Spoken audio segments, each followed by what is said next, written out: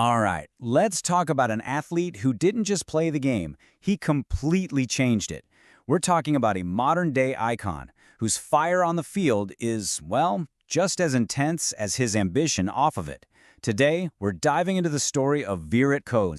So, let's kick things off with just one number, 51. You know, for the longest time, the record for centuries in one-day international cricket, it just seemed unbreakable, right?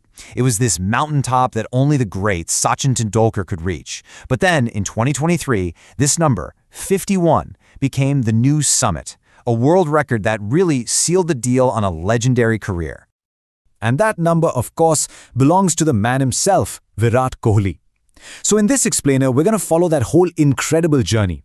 We'll look at how he went from Delhi to pure dominance, how he completely rewrote the record books, his, you could say, revolutionary approach to leadership, how he built his own empire off the field, and then finally, we'll try to figure out what is the real legacy of King Kohli. Okay, so where did this all start? To really get the full picture, you've got to go right back to the beginning. Back to his roots, to this kid in West Delhi who just had this incredible fire for the game. I mean, just look at this timeline. It shows you just how fast he rose. He's born into a middle-class family in Delhi, right? And his talent was, well, it was obvious from the get-go. He joined the West Delhi Cricket Academy when he was just 9. But wow, 2008, that was the year everything changed. He doesn't just play in the Under-19 World Cup, he captains India to a win. That puts him on the map big time. And get this, in that same year, he makes his debut for the senior team. A year later, boom, his first century. It was like he was sending a message to the world.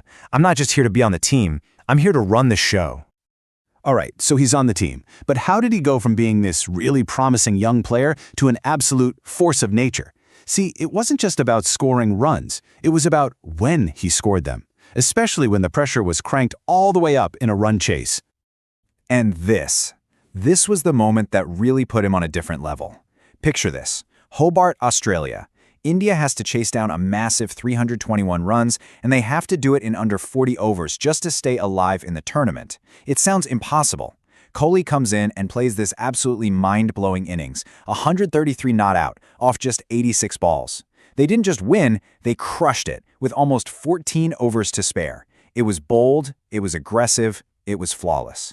After that, the entire world knew his name, and that nickname, the Chase Master, it stuck for a reason. And from there, the records just started to fall like dominoes. Take this number, 205. So what's that? That's how many innings it took him to hit 10,000 runs in ODIs. He was the fastest ever to do it. It just speaks to his unbelievable, almost robotic consistency. So, the question everyone always asks is, okay, where does he fit in with the all-time greats? This table kind of puts it in perspective. We're looking at his stats at age 37 compared to absolute legends like Tendulkar, Ponting, and Lara. Now, yeah, you'll see someone like Tendulkar had more total runs by then, but what's incredible about Kohli is his averages in the modern game and that crazy success rate when chasing a target. It puts him right there in that same elite club.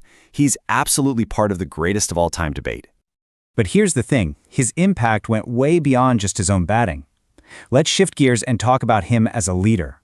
Because he didn't just change the team's win-loss record, he changed its entire personality. So when he gets the Test captaincy back in 2014, this was the big question hanging in the air. We all knew he was a genius with the bat, no doubt about it, but could he take that personal fire, that intensity, and use it to build a team that could beat anyone in the world? Could he make his own ambition contagious? Well, he answered that with a resounding yes. His whole captaincy style was built on a few core ideas. First, he created this mindset of, we're here to dominate, not just to compete.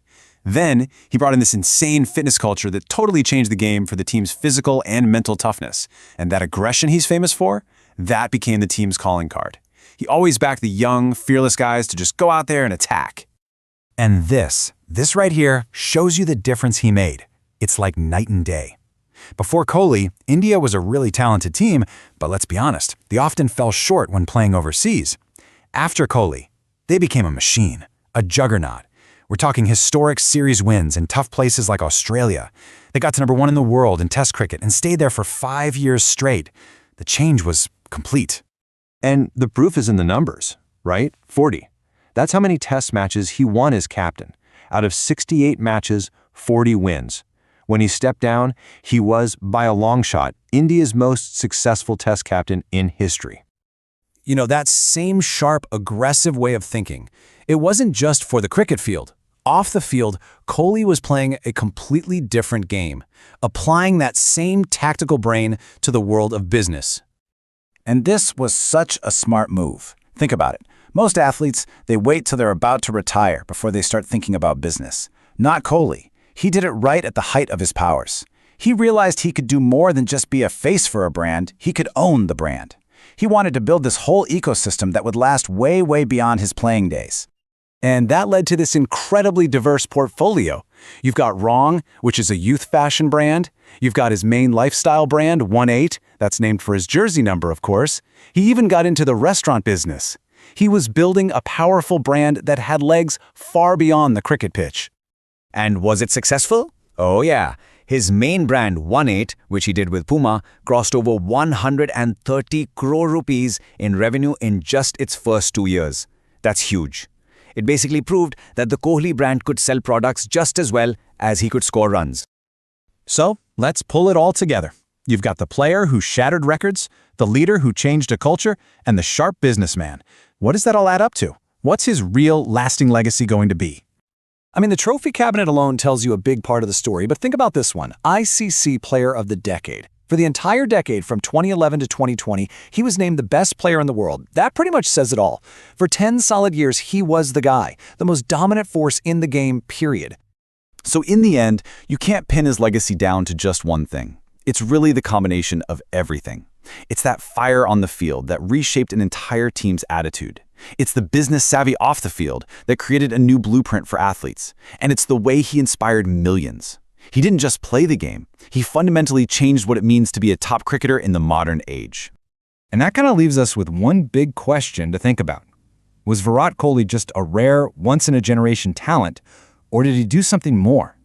Did he, through everything he did, on the field, as a leader, and in business, create a whole new standard, a new benchmark for what we expect from a global sports icon?